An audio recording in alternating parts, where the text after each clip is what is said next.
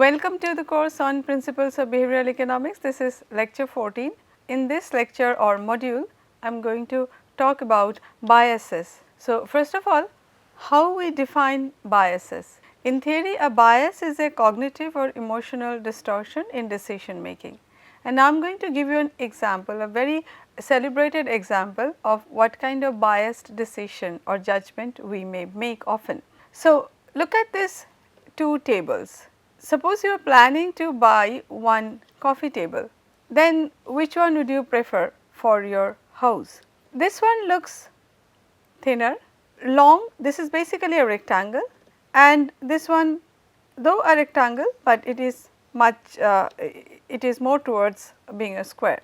Now, when people were asked to guess about their sizes or their proportions of their sizes, typical guesses were that the ratio of the length to the width is 3:1 for this table and 1.5:1 for this table.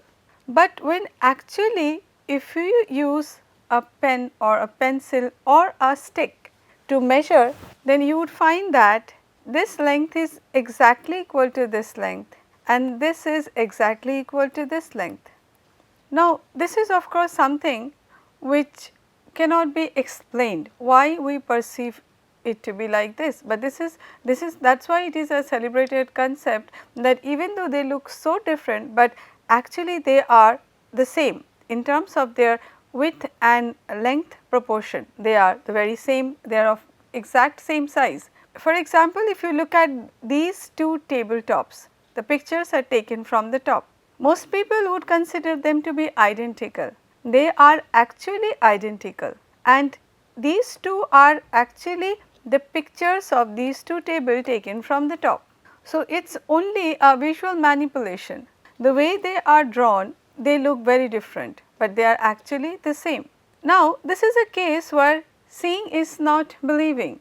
These two figures capture the key insight that behavioral economists have borrowed from psychologists. In order to understand how human minds work, we need to explore some aspects of human thinking before we get more into biases. So, many psychologists and neuroscientists have been converging on a description of the brain's functioning that helps us make sense of these seeming contradictions we observe in human behavior.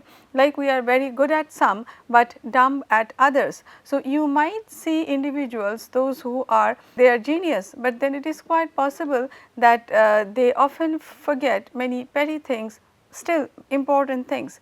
There are geniuses who were at least autistic when they were children. So, there have been certain weird observations. We might be best at something, but then we may lack certain basic qualities or lack something in terms of our behavior. So, this approach involves a distinction between two kinds of thinking, one that is intuitive and automatic and another that is reflective and rational. We will call the first the automatic system, which one is intuitive, and the second one is the reflective system. How are they different? The automatic system is rapid and is or feels instinctive, and it does not involve what we usually associate with the word thinking. So, whenever our actions are not out of a thinking or thought processes, when we react immediately without thinking much about what we are going to do, then they constitute or they are coming from the automatic system.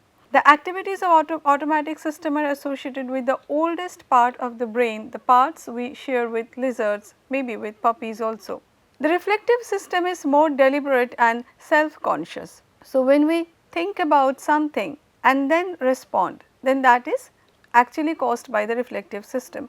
So, for example, somebody throws a ball at you, your automatic system tries to escape it, tries to or helps you to stop it. But reflective system is more like when the exams are approaching, we know that we need to study, then we study. That is basically a well thought out decision. Similarly, whenever we do maths problem, whenever we do any kind of calculations, whenever we take decisions about investments, we are playing games which requires our thought processes. For example, chess, they are all outcomes of reflective system. So, some of the features of the two cognitive system are listed here. Automatic system is an uncontrolled system, reflective system controlled. This is effortless. These are natural reactions, so we do not put any effort, but this is effortful. Associative, deductive, fast, slow, unconscious, self-aware, skilled and rule following. So, when you talk about skilled, then it is almost like there are certain things, of course, we can also train our automatic system to be a reflective one, that is, or we can through training make our reflective system an automatic one. For example, the very first day when someone goes to play say tennis will not be performing well. So, then each and every move could be to a large extent driven by reflective system. You need to understand the basics of the games, how to play, what are the rules, then you go slow, you make a lot of mistakes, you learn from the mistakes, and then when you become an expert player, then to a large extent many times your actions are driven by automatic systems. So, you have actually trained your mind in such a manner that it has moved from reflective to automatic system. Similarly, when we learn a language for the first time or when you are learning a language initially, then that is our reflective system. We need to memorize a lot of things, the entire alphabet, then its applications. We go very slowly, we read slowly, we write slowly, we understand slowly. But if I start living in a country or living in a place where that language is spoken, then over a period of time I have already trained myself, my brain to in such a manner that it becomes an automatic part of automatic system. So, maybe after staying in a place for 10 years, 15 years, it is my automatic system which is asking me or which is driving my ability to speak that particular language. Children or for most people, their native languages, the language which they basically grow up learning, listening to, speaking, that is then they speak that language using their automatic system. But reflective system are used whenever we try to learn a new language. So, we give some more example. For each of the questions begin by writing down the first answer that comes to your mind. So, when I say that writing down the first answer that comes to your mind, then basically I am asking you to use your automatic system to answer to that question. Do not go for any calculations. The moment I get into calculations, this is basically reflective system. So, the first question is that a bat and ball cost $1.1 in total. The bat costs $1 more than the ball. How much does the ball cost in terms of cents? It has been observed that most people say 10 cents. In fact, I have also asked students who came for some interviews, I have also asked this question in the class. Of course, people most often whenever they take time to answer, they do the calculations and they get it right. But otherwise, they many people, there are several people those who make mistakes also. Still it is a pretty simple questions. The next one, if it takes 5 machines 5 minutes to make 5 widgets, how long would it take to 100 machines to make 100 widgets? The answer most people have given is 100 minutes, but the actual answer is still 5 minutes. The third question is, in a lake there is a patch of lily pads. Every day the patch doubles in size. If it takes 48 days for the patch to cover the entire lake, how long would it take for the patch to cover half of the lake? You read the questions thoroughly, read it again and again. Most people say it would take 24 days, because since many times we are using the term half, then every day the patch doubles in size. So, of course, it is doubling in size, so we understand that we need to go for half. So, most people say 24 days. Shane Frederick finds that these are the most popular answers even among bright college students. So, it is not that only individuals, those who are poor at calculations, those who we may call laymen, they would be answering like this. Unlike humans, econ never make an important decision without checking with the reflective system. So, basically they think about each and everything repeatedly. So, going back to the answers, the answer to the first question of bat and ball would be 0.5 cent is the price of the ball. The second one I have already mentioned, it is 5 minutes, and the third one, this is 47 days. because 47 days for on 48 days the it would be actually double, whatever is covered the lily pad would be covered. So, in order to come up with correct answers, many people or most people, if they use their automatic systems, they would give wrong answers. If they use their reflective systems, then they will come up with right answers. Okay, now having talked about the two systems that basically help us in our decision making, now I am going to talk about some of the biases that we encounter most often or that are reflected in our behavior very commonly. Most often the biases are caused by our automatic system. So, these are the biases that I am going to discuss in the following: optimism and overconfidence, loss aversion, disposition effect, illusion of control, the hindsight bias and the conjunction effect or conjunction fallacy. Talking about optimism and overconfidence, unrealistic optimism is a pervasive feature of human lives. They result in a lot of risk taking behaviors, especially in the domain of life and health. Overconfidence is when one's perception of or judgment on his or her ability to perform some task exceeds the actual objective outcome. Taylor reported that in a prestigious university in the US, 94% of the professors considered them to be above average. So, as you understand that if 94% is above average, then this is actually mathematically is an impossible thing. So, this is ideally driven by optimism and overconfidence. Overconfidence is common even when the stakes are very high. Overconfidence has been defined in three ways: overestimation of one's actual performance. So, this is most common among many individuals, including students, including managers, professionals. They are at times overestimate their ability to perform, how they are supposed to perform. Whenever we say that over term or whenever you use the term over, this means that basically there is actually the assessment is wrong. So, the problem is that out of overconfidence or when one goes for overestimation of one's actual performance, then possibly he or she will not prepare that well for the exam, not prepare well for fulfilling his or her target. So, these are the problems that may arise. Overplacement of one's performance relative to others. So, I always consider myself superior to others. Overprecision in expressing unwarranted certainty in the accuracy of one's belief. Examples include students' expected performance, success in marriages. This is an important example as quoted by some of the studies. In the US, the divorce rates are very high. So, even some 50 years, 40-50 years ago, the rates were as high as 50%, it could be even higher today. Nevertheless, when people are very much confident that their marriage is going to be a successful one, they are going to be happy, they are going to live happily ever after their marriages, then that is an outcome of overconfidence. In a similar fashion, most people when dating someone else actually experience breakup. Nevertheless, when you start dating, you are optimistic about your possible relationship. You know that a breakup is going to break your heart badly. Nevertheless, you choose to date because you are optimistic that your heart is not going to be broken. The other your partner is a nice person, you probably have made the best decision by choosing him or her.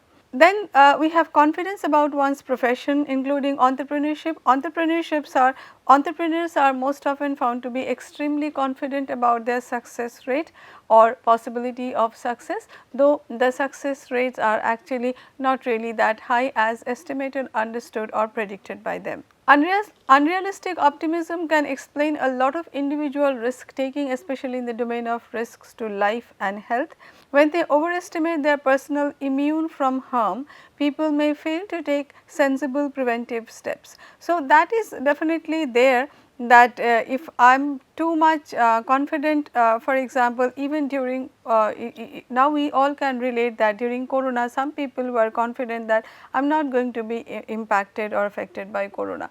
Even if that percentage were at that point of time very low, it is not necessary that there is high percentage of overconfident people are all the time roaming around us. Nevertheless, there would be some percentages always.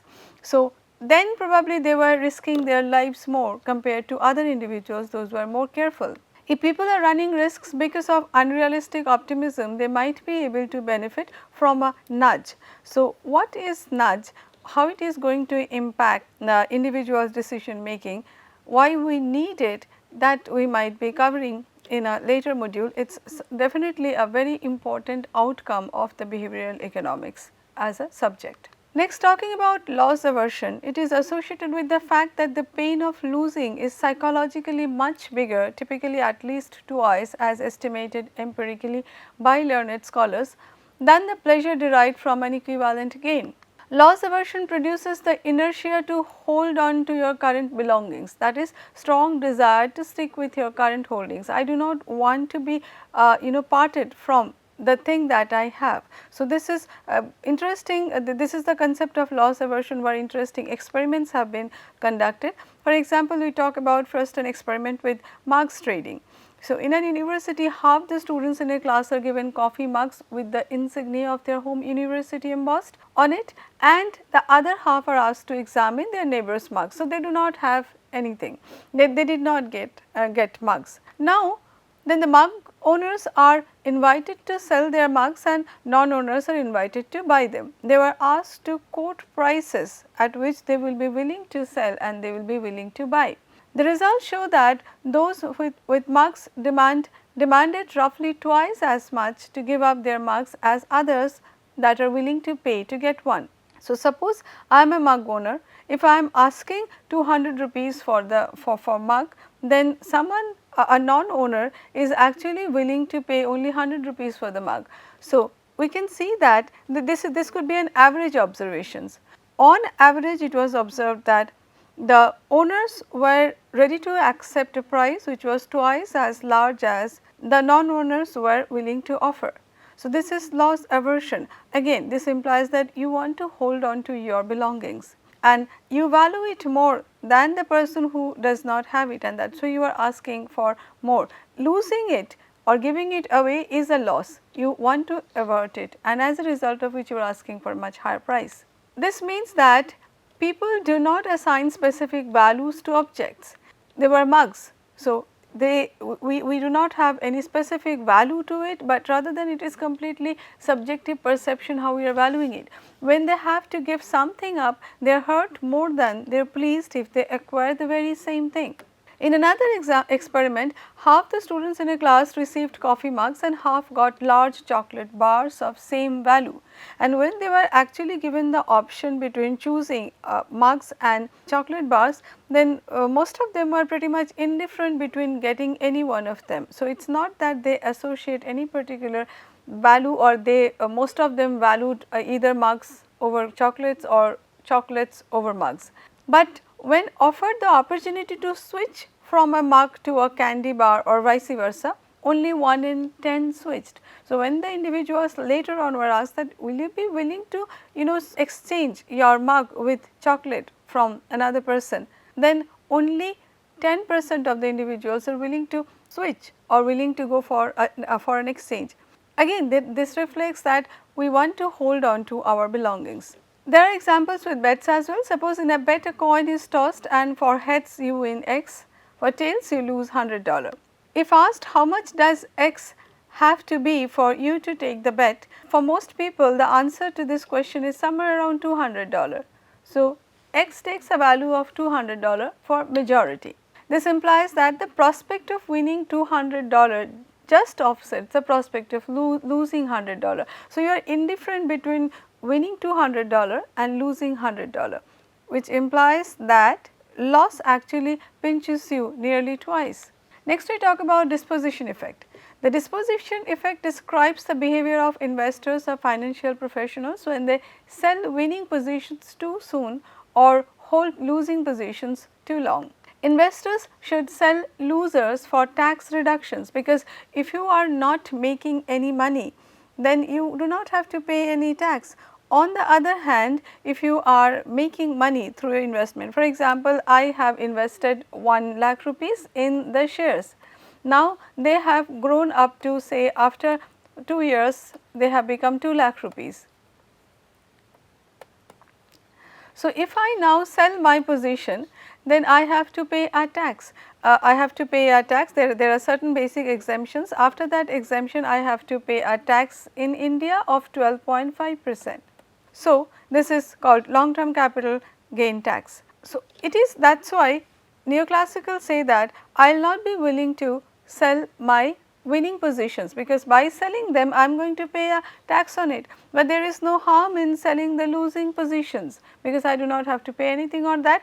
Rather, it is possible in the US the losses are subtracted from your income. So, there is actually tax saving, or that is possible that there would be tax savings. All decisions on shorting or longing should depend on the expected future value of security and not the purchase price. This is what rational decision making suggests, that is neoclassical suggests. Shorting is like taking the seller's position, longing is taking the buyer's position. So, whether you would be selling something or you would be buying something, that would depend on the expected future value of security.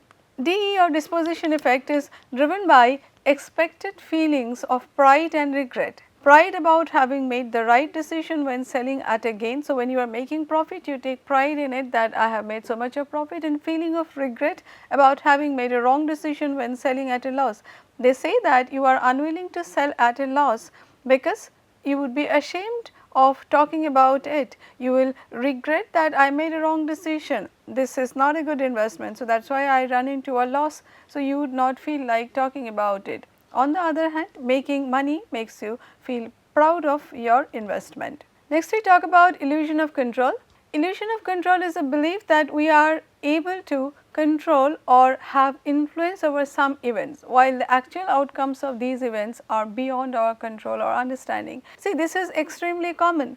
This is common in our behavior on a daily basis. The head of the family wants to control the entire family. Even if the children are very small, when they grow up, in all possible situations there is always a conflict between the parents and the children, only because of the fact that the parents suffer from some illusion of control. I should have control over my family members, my wife, my children, and whosoever is actually dependent on me. In a similar fashion, when we go to the class as a teacher, we think that we should have some control over our students. So, this is again illusion of control. As time passes, we are finding it more and more difficult to actually control individuals or keep individuals under control as head of the family or as teachers or being in any other position.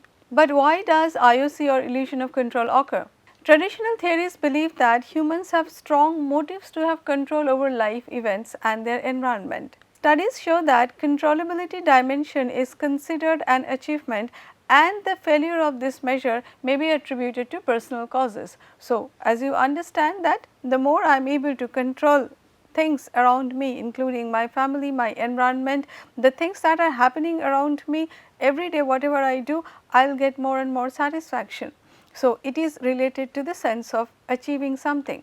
Thus, IOC is a defense mechanism associated with self-esteem for either an individual or in some cases for a nation even. The most noticeable instance of IOC in real life occurred in the risk management in the banking sector, which significantly contributed to the 2008 financial crisis, when IOC indeed encouraged more risk taking that ultimately became uncontrollable. So, when the companies, the banking sector, some of the financial companies, they were issuing or creating new instruments and issuing them, they thought that they will have the entire situation under control. They could never imagine that it is going to get into such or result in such a disaster. So, that is why it is said to be a classic example of illusion of control.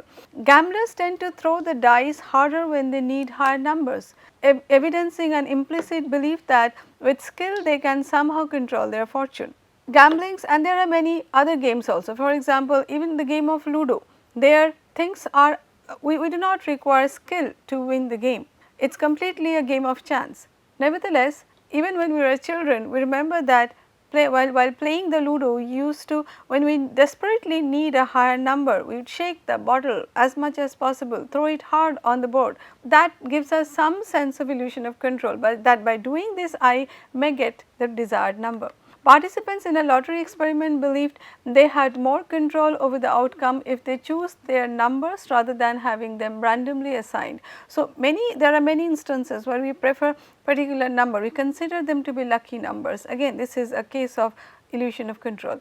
While IOC may affect the quality of decision making, others argue that it can foster mental health as people receive satisfaction by exerting some level of control in their life. IOC also motivates people to be persistent at some tasks when otherwise they would have actually given up. Studies observed that there is the adaptive effect of optimistic beliefs about control and performance in circumstances where control is possible. Next we talk about the hindsight bias, also known as the knew it all along effect or creeping determination. It is a tendency to overstate one's ability to have predicted an outcome or the belief that one actually predicted it correctly, either expected or unexpected, after the outcome is known. It is associated with or triggered by false memory, anchoring, overconfidence and personal motivation. The study of false memory was initiated by psychologists Pierre Janet and Sigmund Freud. In severe cases, the person who has false memory recalls a memory that did not actually occur or did not occur altogether. In less severe cases, people recall or distort their foresight predictions which they did not actually do before the events occur. To take some example, an example of false memory in the context of the hindsight bias could be like a student not good in mathematics may anticipate failing in it, but when the results come out and he sees a B plus grade, he tells his mother, I knew I could pass that exam, and eventually convinced himself that he knew it in foresight. So, this is a hindsight bias. The HB is revealed through multi-factor deficiencies and traits of limitations in humans. For example, selective memory retrieval, anchoring and illusion of foreseeability are representations of self-fulfilling prophecy. We give some examples, that is, in case of anchoring in hindsight bias, anchoring is a kind of heuristic which we are going to talk about at length in a later module. It simply says that you basically you anchor your understanding on something. So, your idea or decisions are basically anchored on particular thing. So, suppose an investor after reading predictions about gold price movements in the future invests in gold. So, his investment is anchored by the predictions that he read about. Now, when the prices actually go up, he claims that I knew I have predicted it right that it would go up, but you understand that he actually did not predict it. He read about it and accordingly invests. So, the credit that he is asking for, he actually does not deserve it. So, this is one example of using anchoring in hindsight bias.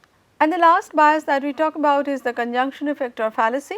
Using formal logic as a norm, Kahneman and Tversky had determined in their initial experiment that conjunction is a fallacy, since the probability of two things being true can never be greater than the probability of either one of them being true, while each must be true in order for both to be true. Alternatively, two possibilities together, hence in conjunction, are always less than, if not equal to, the probability of either of the probability in mathematical terms. So, in simple terms, what it says is that probability of A and B happening together, so which is denoted as probability A conjunction B, is less than probability A, less than equal to probability A, as well as less than equal to probability B.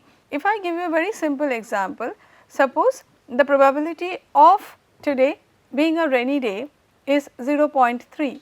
The probability of having thunderstorm is 0.2. So, this is my PA and this is my PB. The probability of A conjunction B, that is it being a rainy day where there will be thunderstorm as well, is actually 0.3 into 0.2 under the assumption that these two events are independent, and then it turns out to be 0.06. So, 0.06, you can see that this is actually smaller than 0.3, this is also smaller than 0.06, this is also smaller than 0.2 or probability B. So, this is what it tries to say, that this is mathematically true, But in our decision making, we many times reflect conjunction fallacy in the sense that we consider the occurrence of two things together, the probability of the two things happening together greater than the probability of individual event. We will be taking some example. This is one example that was given by Tversky and Kahneman in 1983, where there is a description of an individual called Bill. Bill is 34 years old. He is intelligent but unimaginative, compulsive and generally lifeless. In school, he was strong in mathematics but weak in social studies and humanities. Rank the following statements from most probable to least probable. So, what do you think how Bill is?